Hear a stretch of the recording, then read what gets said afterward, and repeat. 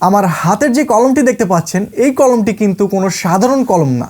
এই কলম দিয়ে কোনো কালি বের হয় না, তারপরেও লেখা যায়, ড্রয়িং করা যায়, স্কেচিং করা যায়, যাবতীয় সকল কাজ করা যায়।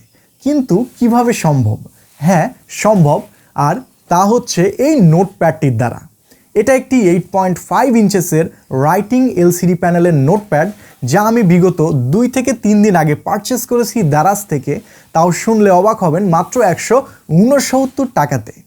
169 টাকার এই নোটপ্যাডটির বিল্ড কোয়ালিটি কেমন, এটা আদৌ ইউজফুল কিনা, এটা কি কি কাজে ব্যবহার করা যেতে পারে, যাবতীয় সকল বিস্তারিত ব্যাপার, তার সাথে কোথা থেকে পারচেস করবেন এই ব্যাপারটাও ইনক্লুডেড থাকবে এই সম্পূর্ণ ভিডিওটি জুড়ে।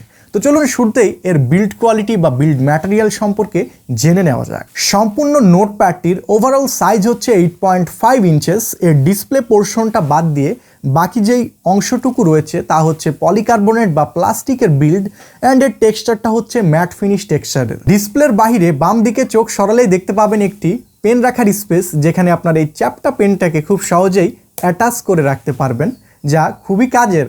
কেননা অনেক সময় এই ডিসপ্লে থাকবে কিন্তু পেন হারাই যাবে, এই সুযোগ নাই। আপনি কাজ শেষে এই পেনটাকে এখানে অ্যাটাচ করে রাখবেন। অ্যান্ড বাম দিক থেকে নজর সরিয়ে যদি ডান দিকে নজর নেন, তাহলে এখানে আরও একটি হোল দেখতে পাবেন, যেখানে আপনি একটি স্ট্র্যাপ হুকিং করে হ্যাঙ্গিং করতে পারবেন, যাতে করে খুব সহজেই ক্যারি করা যায় এই ডিজিটাল নোটপ্যাডটিকে। দাম অনুযায়ী এর বিল্ড কোয়ালিটি ঠিকঠাক। চলুন বিল্ড কোয়ালিটির পরে এখন ফাংশনালিটি সম্পর্কে জানা যাক।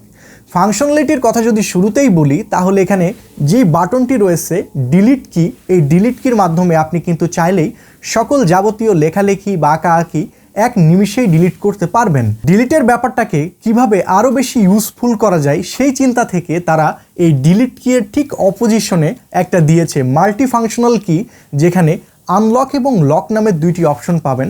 আপনি যদি আনলক অবস্থাতে রাখেন, রাখার পরে যা কিছু লেখেন, লেখার পর ক্লিক করলে সেগুলো খুব নিমিষেই ডিলিট হয়ে যাবে। এখন অনেক সময় আমাদের হয় যে আমরা কোনো কিছু লিখছি, লেখার পরে এই ডিলিটের বাটনের উপর ক্লিক করলাম, সেটা ছিল গুরুত্বপূর্ণ কিছু, ডিলিট হয়ে গেল, তখন কিন্তু আফসোস হবে। এই আফসোসটাকে এড়াতে এরা কিন্তু এখানে লক নামের একটা অপশন দিয়ে দিয়েছে। আপনি যদি লক বাটনটাকে অন রাখার পরে লেখেন, লেখার পরে আপনি ডিলিট বাটনে লাখ বার প্রেস করলেও কিন্তু এটা কখনোই ডিলিট হবে না। ব্যাপারটা আমার কাছে খুব ভালো লাগছে বা ইউজফুল মনে হয়েছে, যে ছোট্ট এই ব্যাপারটাকে এতটা প্রাধান্য দিয়ে এই জিনিসটা এখানে অ্যাড করে দিয়েছে তারা। আসলে এখানে এটা অ্যাড করবেই না কেন বলেন? এটা তো আর বাঙালি বানাই নাই, এটা হচ্ছে চাইনিজ প্রোডাক্ট, চাইনিজরা বানাইছে। যে বয়সে আমি চাইনিজ প্রোডাক্ট রিভিউ করছি, হয়তোবা আমার থেকেও 10-15 বছরের ছোট বাচ্চারা এই সকল জিনিস ঘরে বসেই বানাই ফেলে। জাস্ট এতটুকু ব্যাপার যদি আপনি ভাবেন, তাহলেই বুঝতে পারবেন যে চাইনিজরা কি পরিমাণ ইন্টালেকচুয়াল, অ্যান্ড চাইনিজদের মাথায় কি পরিমাণ ব্রেন গিজগিজ করে, বুদ্ধি গিজগিজ করে, বুঝতেই তো পাচ্ছেন।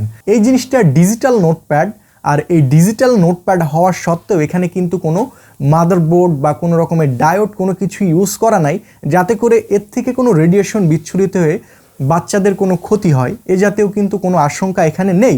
তো এই ব্যাপারটা কিন্তু খুবই ভালো যে এই জিনিসটা ইকো ফ্রেন্ডলি। এরপরে যদি ফাংশনালিটির আরও একটা স্টেপ উপরে যাওয়া যায়, তাহলে এখানে পাবেন এটাতে তারা বলছে 2 ইয়ার্স পর্যন্ত এর ব্যাটারি সাপোর্ট দিবে। অ্যান্ড এই নোটপ্যাডটি যদি ফিচার্স স্টেপে যাওয়া যায়, তাহলে এই নোটপ্যাডটি নাকি 1 লাখ পিচেস পেজ সেভিং করবে। অ্যান্ড হতেও পারে, আসলেও না হওয়ার কিছু নাই, কেননা যেহেতু এটা খুব সহজেই লেখাও যায়, আবার মুছেও ফেলা যায়। চলুন এখন জেনে নেওয়া যাক এই নোটপ্যাডটিকে আমি অথবা আপনি কি কি ইউসেসে ব্যবহার করতে পারি। আপনার বাসায় যদি পিচ্চি বাচ্চা থাকে যারা মাত্রই লেখালেখি আঁকাআঁকি শুরু করেছে, তাদেরকে আপনি কিন্তু এই জিনিসটা অনায়াসেই দিতে পারেন, কেননা আনলিমিটেড পেজ। এর মাধ্যমে আপনার বাচ্চা শিখতে পারে হ্যান্ডরাইটিং, ড্রয়িং, স্কেচিং ছাড়াও স্বরবর্ণ, ব্যঞ্জনবর্ণ, অ্যালফাবেটিক, নিউমেরিক ইত্যাদি সকল বিষয়বস্তু। অ্যান্ড এখন যদি বুড়োদের অর্থাৎ আমাদের ইউসেসের কথা বলি, তাহলে এই জিনিসটাকে অ্যাকচুয়ালি আমার কথাই বলি, আমি এই জিনিসটাকে কি কাজে ব্যবহার করব।